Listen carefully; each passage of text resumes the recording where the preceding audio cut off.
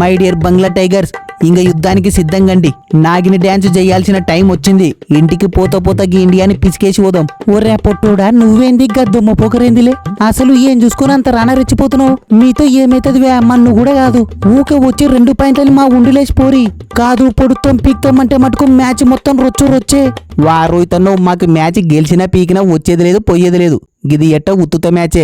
నీ యవ్వ గీ బంగ్లా పులులు తెగబడి జప్పరైతే ఎట్టుంటుందో చూపిస్తాం చూడు. రోహితన్న గీ పొట్టు నాతికమైతే చాలా ఎక్కువైంది. నీ యవ్వ ఇది ఒక్కతూరు నాకు ఒక్క ఛాన్స్ ఇచ్చి చూడే. నీ యాల్ది తిరిగి అడ్డదిడ్డంగా జప్పరిచి గీ బంగ్లా నేల బలుపులన్నీ పగలగొడతా. పోసని నాకు నిన్ను ఆడిపియాలనే ఉందివే, కానీ ఎవరిని కూర్చోబెట్టాలని ఆలోచిస్తున్నా తమ్ముడు. ఎవరిని ఏందన్నా మంచి ఊపు మీద ఉన్నావు. నువ్వే రెస్ట్ తీసుకుంటే ఏమైతుంది? గీ ఉత్తుత మ్యాచ్లాడి బట్టలు మాపుకునే దానికన్నా బాగా రెస్ట్ తీసుకుని ఫ్రెష్ గా ఫైనల్ ఆడొచ్చు. సారీ తమ్ముడు, అవసరమైతే ఫైనల్లో రెస్ట్ తీసుకుని అయినా నిన్ను ఆడిపిస్తానేమో గానీ ఈ మ్యాచ్ మాత్రం పక్క ఆడి తీరాలే. బెటర్ లక్ నెక్స్ట్ టైం తమ్ముడు. అసలు వాని ఏళ్ల మీద రివెంజ్ ఒకటి పెండింగ్ ఉంది. ఈ తూరి 50 కాదు 150 కాదు. బింగిలెత్తే 2 నూర్లు జోపాలే. గీ బంగ్లా నేల 2 చెవులు ముయ్యాలే. రోహితన్నో గీడ మాకు ఫైనల్ పోతామన్నా హోపు లేదు. మ్యాచ్ బిస్కెట్ అయితేదన్న బాధ లేదు. అంతెందుకు 2 నూర్లు జోపాలన్న ఆశ కూడా లేదు. ఉండేదల్లా ఒక్కటే, మిమ్మల్ని ఓడియాలే. గ్రౌండ్లా తిరిగి నాగిన డాన్స్ చేసి తీరాలే. ఓసి నీ చెయ్యర్రా చెయ్యరి. నాగిన డాన్స్ కాకుంటే అనకుండా డాన్స్ చేసుకరి.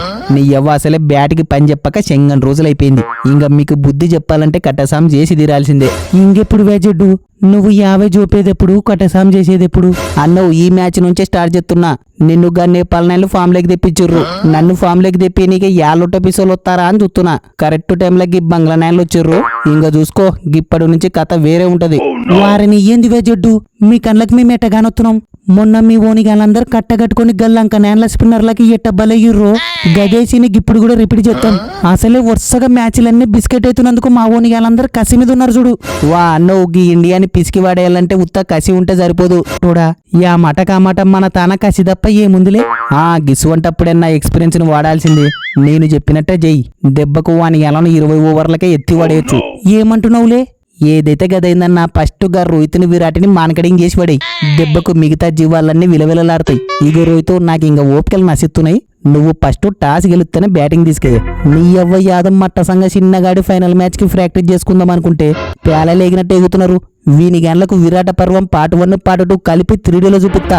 దెబ్బకు గీ నాగిన్లకి నవ్వనుగుతుంది.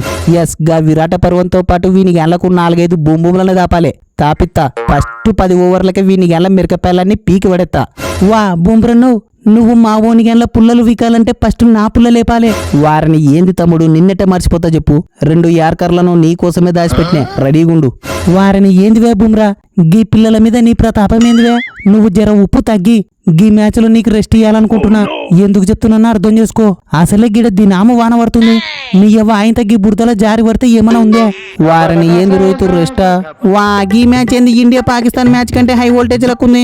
గీ మ్యాచ్ కి టిప్స్ చెప్పేదానికన్నా ఊకే సపోర్ట్ చేయకుండా ఉండడం మేలు. అంటే ఏంది బువ్వమ్మ టిప్స్ చెప్పవా? ఎందుకు చెప్పవు?